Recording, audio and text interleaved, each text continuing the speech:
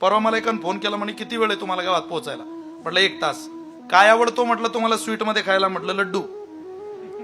अरे बापरे कोणते. म्हटलं बुंदीचे. जे आज खाल्ले ते सांगायचे ना, उद्या दुसरं कसं सांगायचं.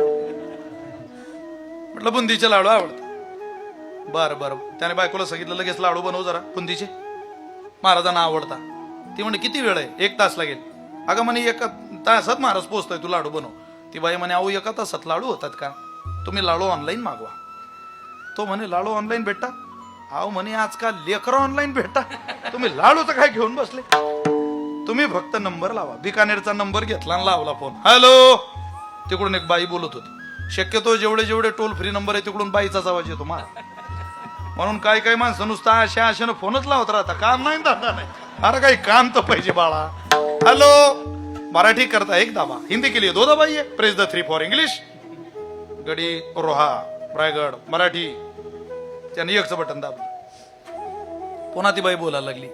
स्वीट मध्ये काही खरेदी करायचं असेल 1चं बटन दाबा, नमकीन मध्ये काही खरेदी करायचं असेल 2चं बटन दाबा, खट्टा मिठ्ठा करता 3चं बटन दाबा. यानं 1चं बटन दाबलं. पुन्हा ती बाई बोलायला लागली. लाडू खरेदी करायचे असतील 1चं बटन दाबा, पेळा खरेदी करायचा असेल 2चं बटन दाबा, मिठाई खरेदी करायची असेल 3चं बटन दाबा. काय रोग झाला म्हणे गाड्या, नुसते बटन दाबायचे. पुन्हा यानं लाडवाचं 1 नंबरचं बटन दाबलं. ती बाई बोलायला लागली. बुंदीचे लाडू घेण्याकरता 1चं बटन दाबा, रव्याचे लाडू घेण्याकरता 2चं बटन दाबा, खव्याचे लाडू घेण्याकरता 3चं. काय ताप झाला म्हणे गड्या. यानं पुन्हा बुंदीच्या लाडवाचं 1चं बटन दाबलं.